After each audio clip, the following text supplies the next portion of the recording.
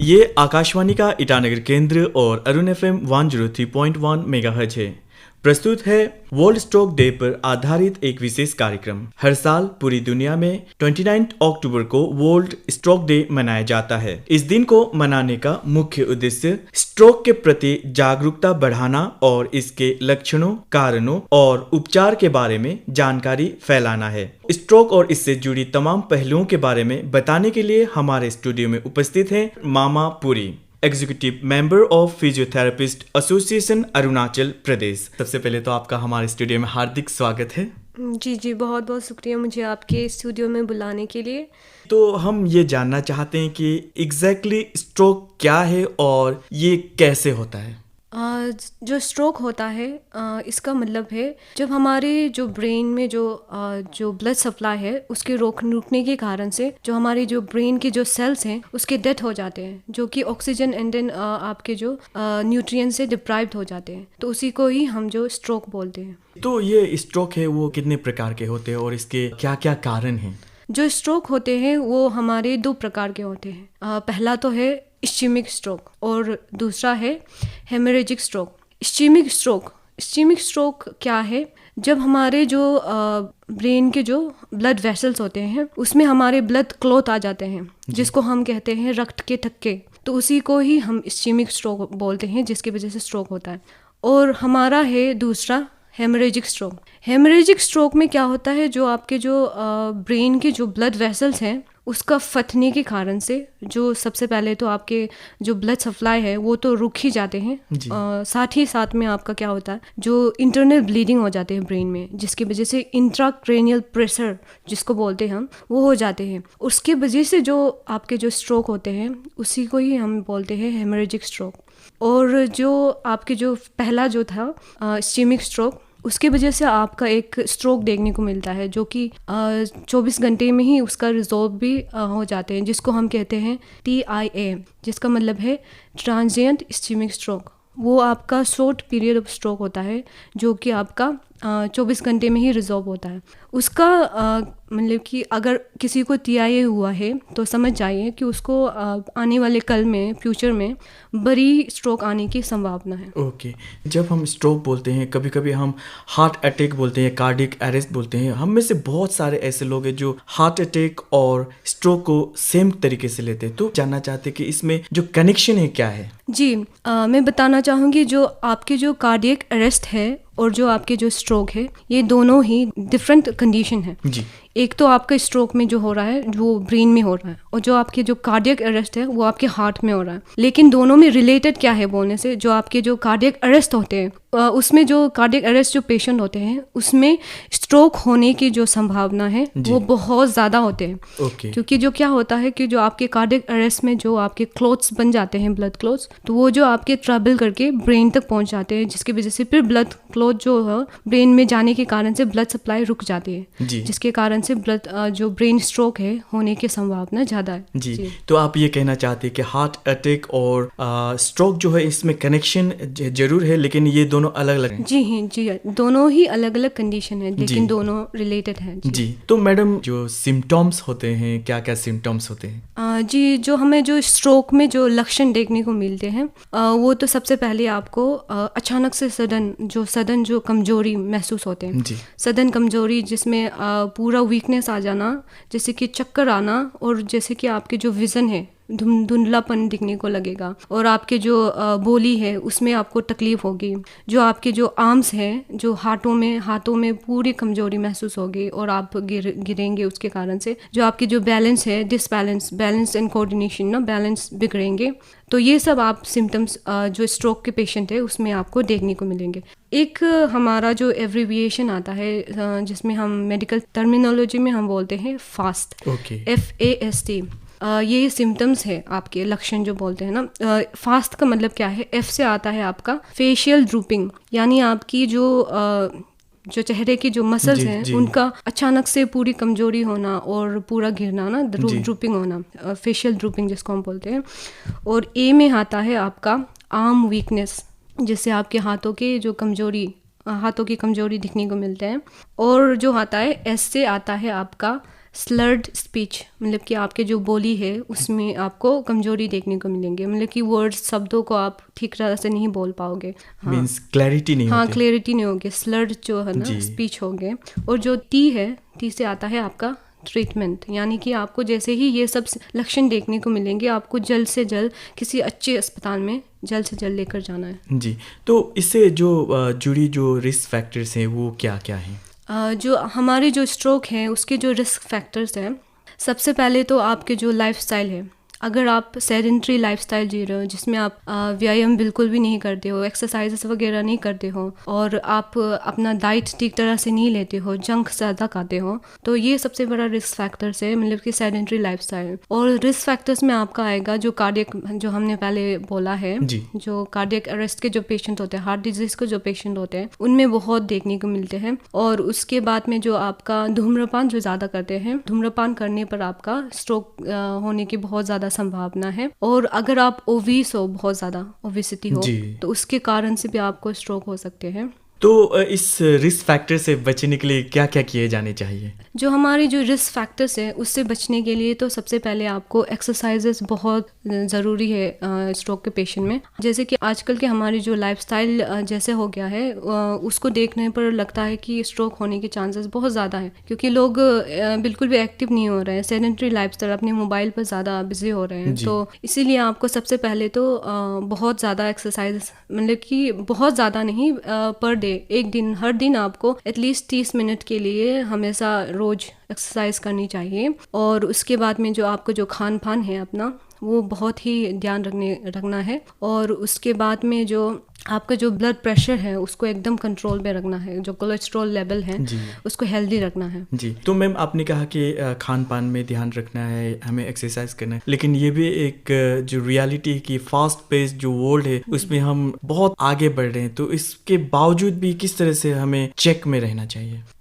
तो हमारे जो आपने जिस तरह क्वेश्चन पूछा, तो उसके हिसाब से जो हमें चेक कैसे रखना है, तो सबसे पहले तो आप मतलब कि जितना हो पाए हेल्दी लाइफस्टाइल अपनाने के लिए कोशिश कीजिए, और जितना हो सके एक्टिव रहने के लिए कोशिश कीजिए, जिससे आपके जो हेल्थ है वो हमेशा अच्छी रहे। और मोबाइल वगैरह मतलब जो आपके काम है उसको करते रहिए, लेकिन उसके साथ साथ में हर वक्त, हर दिन एटलीस्ट 30 मिनट जो आपके लाइफ को एकदम चेंज कर सकते हैं, हर दिन बस 30 मिनट निकाल कर हमेशा एक्सरसाइजेस करना है। हम ये भी जानना चाहते हैं कि importance of regular health checkup to prevent stroke. जी, बहुत इम्पोर्टेंट है। हमें जो ब्लड प्रेशर है वो हमेशा हमें चेक करना है, और जो हमारे जो BMI है आपका, बॉडी मास इंडेक्स, उसको हमेशा आपका चेक करते रहना चाहिए। और जो आपके जो रेगुलर बेसिस पे जो चेकअप होते हैं, जैसे कि आपके ब्लड टेस्ट वगैरह हो गया, वो सब देखना है आपको, कहीं मतलब कि कोई और बीमारी तो नहीं है, वो सब हर महीने में तो एक बार तो करनी चाहिए। आपने कहा कि डाइट हमारा बहुत अच्छा होना चाहिए, तो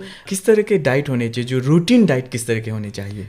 रूटीन डाइट जैसे कि हम बचपन से पढ़ते आए हैं, जो हमारा जो फूड है वो हमेशा बैलेंस होना चाहिए। आप इतना भी वो मत, डाइट को ऐसा फॉलो मत कीजिए जिससे आपके हेल्थ जो डिफ्राइव हो जाए। हमेशा आपका जो कार्ब्स है, प्रोटीन्स है और फाइबर्स पूरा होना चाहिए, आपके एक प्लेट में पूरा होना चाहिए और बैलेंस्ड होना चाहिए, तभी आप जाकर मेंटेन कर पाएंगे। जंक ज़्यादा नहीं खाना है, वेजिटेबल्स ज़्यादा लीजिए, और प्रोटीन वगैरह हो गया, प्रोटीन ला लिए उसमें, और फाइबर्स तो आपके वेजीज से मिल जाएंगे, और जो आपके कार्ब्स होते हैं वो सब इंक्लूड करना है आपके डाइट। तो आपने कहा कि हमें रेगुलर एक्सरसाइज भी करनी चाहिए, तो एक दो एक्सरसाइज जो हमें करनी चाहिए ताकि हम स्ट्रोक से बच सकें। एक तो सबसे पहले तो आसान तरीका, जो अगर आप सवेरे उठते हो या फिर शाम को अगर आपको मन लगता है, तो आप हर दिन 30 मिनट 10,000 स्टेप्स वॉक कर सकते हो, या तो फिर आपको उससे ज़्यादा, आपको जो कार्डियक को आपको और ज़्यादा पावरफुल बनाना है, तो आप एरोबिक एक्सरसाइजेस कर सकते हो, जिससे आपको बहुत ज़्यादा फायदेमंद होगा, जिससे आपकी हार्ट भी हेल्दी रहेगी, और उसी से ही आपके जो ब्लड के जो सर्कुलेशन है वो भी बहुत अच्छी तरह से पूरे बॉडी में आ जाएंगे। थोड़ी देर पहले आपने कहा कि कुछ साइंस एंड सिम्टम्स जरूर दिख जाता है कि शायद हमें स्ट्रोक होने का चांसेस हो। अगर ऐसा साइंस एंड सिम्टम्स आए या हम देखें, तो सबसे पहले हमें क्या करनी चाहिए? तो सबसे पहले तो हमें करना चाहिए ABC मतलब क्या है, आपका एयरवे, ब्रीदिंग एंड सर्कुलेशन। जो आपका जो एयरवे, जो अगर आप घर में हो तो आपको सबसे पहले तो इमीडिएटली आपको अगर एम्बुलेंस वगैरह नहीं आ रहे हैं तो सबसे पहले तो आपको AVC का फॉलो करना है, जिसमें होता है airway, breathing and then circulation. Airway आपका क्लियरेंस करना चाहिए एंड देन ब्रीदिंग को चेक कीजिए, उनका ब्रीदिंग पैटर्न कैसा है, और जो सर्कुलेशन है उसको अच्छा करने के लिए कोशिश कीजिए, और जल्द से जल्द आपको एम्बुलेंस बुलाना है और एक अच्छी अस्पताल में ले जाना है। और अच्छी अस्पताल से जो मेरा मतलब है तो उसमें अच्छी अस्पताल में क्या है, जिसमें MRI वगैरह अच्छी तरह से हो, CT स्कैन हो, तो उस अस्पताल में ले जाना चाहिए 48 आवर्स के अंदर में, क्योंकि उसके बाद अगर ले जाएंगे तो थोड़ा अच्छा हो सकता है। जी, आजकल हम देखते हैं कि छोटी उम्र के बच्चे या छोटी उम्र के लोगों को भी स्ट्रोक या हार्ट अटैक होने का बहुत सारा जो केसेस सामने आया है। जानना चाहते हैं कि इसके खास कारण क्या क्या हैं? इसके खास कारण ये हो सकता है कि जो हमारी जो आजकल की जो लाइफस्टाइल है वो तो ज़्यादातर बहुत ज़्यादा सेडेंट्री हो गए हैं, उसकी वजह से भी हमें देखने को आजकल आप देखेंगे कि जो छोटे छोटे बच्चे होते हैं वो बाहर खेलने के लिए नहीं जाते हैं, वो घर पे रहते हैं, दिन भर मोबाइल देखते हैं। तो उसके कारण से मैं पेरेंट्स को बताना चाहूँगी कि जो आपके जो बच्चे हैं उनको बाहर भेजे खेलने के लिए, जिससे उनका इम्यून सिस्टम है वो भी आपका डेवलप होगा, अच्छे स्ट्रॉन्ग बनेगा। और उसके बाद में जो आपका जो खान पान है बच्चों में, उसमें बहुत ज़्यादा ध्यान रखने की ज़रूरत है। अगर ये सब चीज़ फॉलो करेंगे, आप नेचर पे ज़्यादा अटैच और नेचर पे ज़्यादा इंटरेक्ट करेंगे, तब जाके स्ट्रोक होने के चांसेस कम है। आपने ये भी बताया कि जब किसी को स्ट्रोक हो जाता है तो जल्द से जल्द उसे अस्पताल पहुंचाया जाए ताकि उसका इलाज सही तरीके से हो। जो स्ट्रोक के बीच और अस्पताल पहुंचने के बीच में कितने समय का इंटरवल होना चाहिए? जो हमारे जो अगर आपको किसी को आपके परिवार में किसी को भी स्ट्रोक हुआ है, उनको जल्द से जल्द जो आपके जो 48 आवर्स होते हैं, 48 आवर्स के जो विंडो होते हैं, उसके अंदर आपको जल्द से जल्द किसी अच्छे अस्पताल में पहुंचाना है 48 आवर्स में। जी, तो बावजूद इसको किसी व्यक्ति को स्ट्रोक हो जाए तो अगर उनको हो जाए तो उसके बाद में जो पोस्ट स्ट्रोक होते हैं, रिहेबिलिटेशन, पोस्ट स्ट्रोक जो ट्रीटमेंट होते हैं वो हम फिर फॉलो करते हैं, जिसमें से आपका जो हॉस्पिटल में जो अच्छे हॉस्पिटल में जो है बहुत सारा पूरे टीम्स मिलकर पूरा कोलैबोरेट कर अलग अलग डिपार्टमेंट्स के जो टीम्स हैं पूरा हॉस्पिटल्स के, सब मिलकर आपके एक पेशेंट को ट्रीटमेंट करते हैं। Importance of physiotherapy in stroke. आपके जो फिजियोस के जो इम्पोर्टेंस है इन स्ट्रोक वो बहुत ही अहम है। हमारे जो फिजियोथेरेपिस्ट होते हैं जो स्ट्रोक के पेशेंट में बहुत ही इम्पोर्टेंट रोल प्ले करते हैं। जो हमारे जो फिजियोथेरेपिस्ट होते हैं, एक अलग अलग पेशेंट्स के गोल्स अलग होते हैं, हम डिफरेंट गोल्स सेट करते हैं आपके डिफरेंट पेशेंट्स के लिए, स्ट्रोक चाहे हो। तो अगर हम सबसे पहले तो आपके जो पेशेंट हैं उनको हम असेसमेंट करते हैं, उनका स्ट्रोक कितना डिग्री पर हुआ है। तो असेसमेंट करने के बाद में उनके लिए हम ट्रीटमेंट प्लान सेट करते हैं, और उसमें यूजुअली क्या होता है कि हम जो पेशेंट के हैं लाइफस्टाइल को हम जो मॉडिफाई करने के लिए कोशिश करते हैं, लाइफस्टाइल चेंजेस करते हैं, जिसमें से आपका आ जाएगा उनका जो एक्सरसाइजेस ट्रेनिंग करवाते हैं, और उनका जो वीकनेस हो गया, जो मसल्स हो गया ना, तो उनको हम लोग जो स्ट्रेंथ ट्रेनिंग वगैरह देते हैं, और उनका जो नर्व्स का जो लॉस हो गया, न्यूरॉन्स का लॉस हो गया, तो उसको हम न्यूरोप्लास्टिसिटी बोल के एक एक्सरसाइजेस भी होते हैं, उसके माध्यम से हम फिर उन्हें ट्रीटमेंट देते हैं। और आपके जो पेशेंट्स की जो फैमिली और परिवार होते हैं उनको भी हम इमोशनल सपोर्ट देते हैं, ताकि उनके सपोर्ट से, फैमिली के सपोर्ट से जो आपके जो पेशेंट हैं उनमें एक्सरसाइज करने की क्षमता जो है वो बढ़ जाए और वो जल्द से जल्द ठीक हो जाए। तो एक आदमी को पोस्ट स्ट्रोक के बाद फुल्ली रिकवरी होने का कितना चांसेस रहता है? उनका पुली ज़्यादातर जो स्ट्रोक पेशेंट हैं हो जाते हैं, जल्दी रिकवरी हो जाते हैं पेशेंट जो है ना स्ट्रोक के पेशेंट को। और कोई लोग होते हैं जो कि पोस्ट स्ट्रोक के बाद भी अगर ठीक तरह से प्रोटोकॉल्स को फॉलो नहीं करते हैं तो उनका चांसेस होता है मतलब मॉर्बिडिटी के लिए, जो डेथ के लिए ना। तो अगर आप ट्रीटमेंट प्रोटोकॉल अच्छी तरह से फॉलो करोगे तो चांसेस है अगर आपका ना स्ट्रोक से बचने के लिए, स्ट्रोक और फुल्ली रिकवर होने के लिए। अभी तक तो हमने जितने भी पेशेंट देखे हैं तो ज़्यादातर तो फुल्ली रिकवर हुए हैं बहुत अच्छी तरह से। तो ये तो हुई किस तरह से एक stroke patient post stroke fully recover भी हो सकते हैं। जो स्ट्रोक पेशेंट है उनकी देखभाल किस तरह से होनी चाहिए?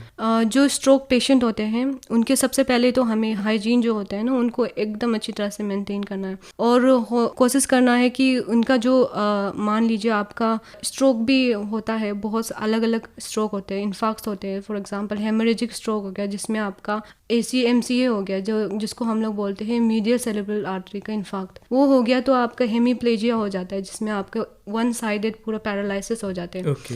तो मान लीजिए एक साइड का पैरालिसिस है, तो हम कोशिश करेंगे कि उस वाले जो पैरालाइज्ड वाला जो पोर्शन है, हैंड है, उसको जितना हो सके हम जो मूवमेंट करवाएं, मोबिलाइजेशन करवाएं। तो ये होता है जो आपके जो स्ट्रोक के पेशेंट हैं उनको बहुत हौसले की ज़रूरत है उनको मूवमेंट करवाने के लिए, और उनको हर रोज़ इमोशनल सपोर्ट देते रहना है कि उनको जितना हो पाए एक्टिविटी करें वो जो, ताकि वो जल्द से जल्द ठीक हो पाए। ये तो बात हुई किस तरह से जो अफेक्टेड एरियाज है, अफेक्टेड बॉडी पार्ट्स है, उसको फिजिकली आप मोबिलाइज करते रहते हैं। क्या कुछ ऐसा मशीन्स भी है जिसके थ्रू ये मोबिलाइज कर सकते हैं? हाँ, जो अगर आप फिजियोथेरेपी रिहेबिलिटेशन सेंटर पे जाओगे तो वहाँ पे आपको बहुत सारा मोडालिटीज़ देखने को मिलेंगे, जो एक सिम्टम है जो आपके स्ट्रोक में, जो मैंने बोला फेशियल ड्रूपिंग हो जाता है, जो उसी में आपका जो मसल्स हैं उसको भी स्ट्रेंथ करने के लिए हमारे होते हैं बहुत सारे मोडालिटीज़। और इलेक्ट्रोड्स होते हैं, हम इलेक्ट्रोड्स प्लेसमेंट करते हैं, जो आपके जो मसल स्टिमुलेटर हैं, वो जो आम जो काम नहीं कर रहे उसी को मूवमेंट करवाने के लिए जो मसल स्टिमुलेटर होते हैं वो सब होते हैं। बहुत सारे आपको मोडालिटीज़ देखने को मिलेंगे अगर आप रिहेबिलिटेशन सेंटर में जाएंगे। क्या स्ट्रोक से जो सफ़र किए हुए जो पेशेंट है उनको घर पे भी उनका इलाज किया जा सकता है? हाँ, घर पे भी कर सकते हैं। अगर आपके जो पेशेंट है वो अगर अनेबल है रिहेबिलिटेशन सेंटर में आने के लिए, तो आपके जो फिजियोस है वो आपके होम विजिट कर सकते हैं और घर पे भी आपका ट्रीटमेंट हो पाएंगे। जानना चाहेंगे कि जब होम विजिट करते हैं जो फीस स्ट्रक्चर किस तरह के होते हैं? जो फीस स्ट्रक्चर जो हमारा होता है वो आपके लोकेशन के हिसाब से होते हैं। जैसे कि कोई रिमोट एरिया हो गया जिसमें अगर आपको फिजियोस अवेलेबल नहीं है तो उनको बहुत दूर से आना पड़ रहा, तो लोकेशन के हिसाब से होते हैं और जगह जगह के हिसाब से होते हैं, और जो पेशेंट की जो सीवियरिटी है, कंडीशन है, कौन से है, तो उसके हिसाब से हम जो फीस लगाते हैं। हर साल वर्ल्ड स्ट्रोक डे को कुछ थीम के साथ मनाया जाता है, और इस साल का जो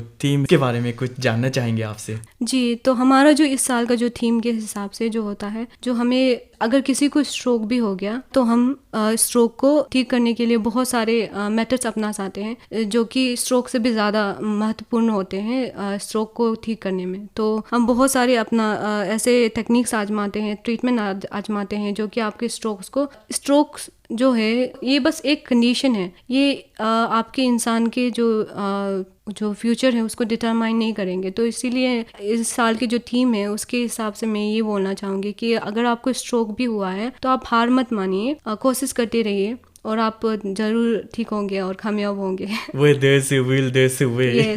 जब हम अरुणाचल प्रदेश की बात करते हैं तो सिचुएशन क्या है? कितने लोग स्ट्रोक के पेशेंट्स रहे हैं या होते हैं? अरुणाचल के हिसाब से अभी जो हमारा जो पेशेंट है, वैसे तो मुझे डेटा इतना पता नहीं है, लेकिन अरुणाचल में भी बहुत सारे पेशेंट हैं जिनको स्ट्रोक्स होते हैं, क्योंकि अभी हमारा जो यहाँ पे तो कम होते हैं क्योंकि हमारा जो जगह है वहाँ यहाँ पे ज़्यादातर लोग जो वेजिटेबल्स के ज़्यादा सेवन करते हैं, और अगर जिनको स्ट्रोक हुआ है उनका कारण ये हो सकता है कि जो हमारे लोग हैं वो ज़्यादातर जो रेड मीट का बहुत ज़्यादा सेवन करते हैं, जैसे कि आपका पोर्क हो गया और गाय वगैरह हो गया। तो रेड मीट का ज़्यादा सेवन करने पर आपका कार्डियक जो डिजीज़ है वो बहुत ज़्यादा होता है, तो उसके कारण से भी स्ट्रोक होते हैं। तो मैं तो यही बोलना चाहूँगी कि जो अरुणाचल के लोग हैं उनको रेड मीट का कंजम्पशन जो थोड़ा कम करना चाहिए। अरुणाचल प्रदेश के लोगों के बीच स्ट्रोक से रिलेटेड जो भी बातें हैं कितने अवेयर हैं? वैसे तो हमारे यहाँ पे जो स्ट्रोक के पेशेंट हैं आई गेस इतना ज़्यादा नहीं है अवेयरनेस, इसीलिए हम जो कोशिश कर रहे हैं कि जगह जगह पर हम जाकर कम्युनिटी सेंटर्स बनाएं जहाँ पे हम जो इस चीज़ को लेकर, स्ट्रोक को लेकर हम जो पूरी अवेयरनेस फैलाएं, क्योंकि बहुत लोगों को फिर लगता है कि मतलब अंधविश्वास के कारण से उनको लगता है कि अचानक से इनका हिलना डुलना बंद हो गया, इनको भूत लग गया, ऐसा करते हैं ना। अच्छा। हमारे लोकल लैंग्वेज में हम लोग बोलते हैं कि अपुम लग गया, समथिंग कुछ ऐसा। तो मुझे लगता है कि अभी इतना अवेयरनेस नहीं। वैसे तो अभी इंटरनेट के माध्यम से और सोशल मीडियाज़ के माध्यम से बहुत लोगों को मालूम चल गया है इस बारे में, लेकिन अभी तक भी ऐसा बहुत सारा जगह है जहाँ पे हमारा नहीं पहुँचा है इस स्ट्रोक के बारे में। तो हम कोशिश कर रहे हैं ऐसे ऐसे जगह में फैलाने के लिए स्ट्रोक के बारे में। जैसे ये दिन हुआ, यानी आज के दिन 29 अक्टूबर, हर साल पूरी दुनिया में वर्ल्ड स्ट्रोक डे मनाया जाता है। तो इस डे को सेलिब्रेट करते हैं या तो ऑब्जर्व करते हैं, तो इससे लोगों में अवेयरनेस फैलने की कितनी संभावनाएं हैं? इसमें बहुत सारी, आप